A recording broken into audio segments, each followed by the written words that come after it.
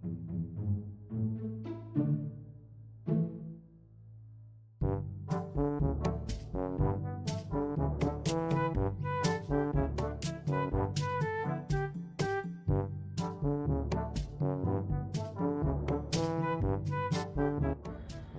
ഈ ചെയ്യണേ? കണ്ണിന് ഓയിൻമെന്റ് വരട്ടണം. കാണാൻ പാടില്ലേ? അയ്യോ, എന്തായി കാട്ടണത്? ഇങ്ങനെയാണ് ഓയിൻമെന്റ് ഇടുന്നത്? ഇങ്ങനെ ഓയിൻമെന്റ് ഇട്ട ഇൻഫെക്ഷൻ കൂടുതലേ ഉള്ളൂ.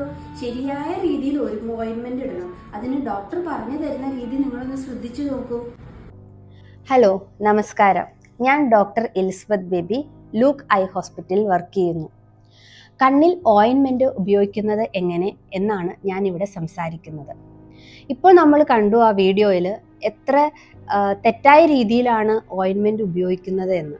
ശരിയായ രീതിയിൽ എങ്ങനെ ഓയിൻമെന്റ് ഉപയോഗിക്കുന്നു എന്നാണ് ഞാൻ ഇതിൽ പറയുന്നത്. ഓയിൻമെന്റിലോ കണ്ണിലോ തൊടുന്നതിന് മുമ്പ് കൈകൾ നന്നായി വൃത്തിയാക്കി സോപ്പിട്ട് കഴുകുക, സാനിറ്റൈസർ ഉപയോഗിക്കുക. ഓയിൻമെന്റിന്റെ പേര് ശ്രദ്ധിക്കുക. ഏത് കണ്ണിലാണ് പുരട്ടേണ്ടതെന്ന് നമ്മൾ ശ്രദ്ധിക്കുക. എത്ര നേരം പുരട്ടണം എന്ന് ശ്രദ്ധിക്കുക. ഓയിൻമെന്റിന്റെ എക്സ്പയറി ഡേറ്റ് ഒന്ന് ശ്രദ്ധിക്കുക. ഓയിൻമെന്റിന്റെ പാക്കറ്റ് തുറക്കുക. ഓയിൻമെന്റ് എടുക്കുക, അതിന്റെ ക്യാപ്പ് ഊരി മാറ്റുക. അപ്പോൾ ഒരു റിങ് കാണും, ആ റിങ്ങും ഊരി മാറ്റുക. അതിനുശേഷം വീണ്ടും ക്യാപ്പ് ഇടുക, നന്നായിട്ട് തിരിക്കുക. തിരിച്ചതിന് ശേഷം ക്യാപ്പ് ഊരി മാറ്റുമ്പോൾ അതിന്റെ സീല് തുറന്നു വരുന്നതായി കാണാം.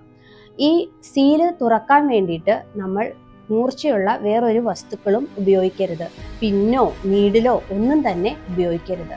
ഓയിൻമെന്റ് നമ്മൾ ഉപയോഗിക്കുമ്പോൾ കണ്ണിലിടാൻ വേണ്ടി മറ്റുള്ളവരുടെ സഹായം തേടുന്നതും നല്ലതായിരിക്കും. ഓയിൻമെന്റ് എങ്ങനെ ഇടണമെന്ന് നമ്മൾക്ക് നോക്കാം. നമ്മൾ പതുക്കെ തല പുറകിലോട്ട് തിരിക്കുക. ഓയിൻമെന്റിന്റെ ക്യാപ്പ് ഊരുക. കണ്ണുകൾ രണ്ടും മുകളിലോട്ട് നോക്കുക.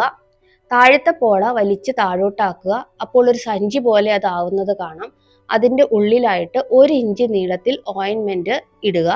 മുകളിലത്തെ പോള വലിച്ച് താഴോട്ടാക്കി കണ്ണുകൾ അടയ്ക്കുക. 1 മിനിറ്റ് നേരം കണ്ണടച്ച് ഇരിക്കുക. ഒന്നിൽ കൂടുതൽ മരുന്നുകൾ ഉപയോഗിക്കുന്നുണ്ടെങ്കിൽ ഓരോ മരുന്നിന് ശേഷം 5 മിനിറ്റ് ഇടവേള നൽകുക.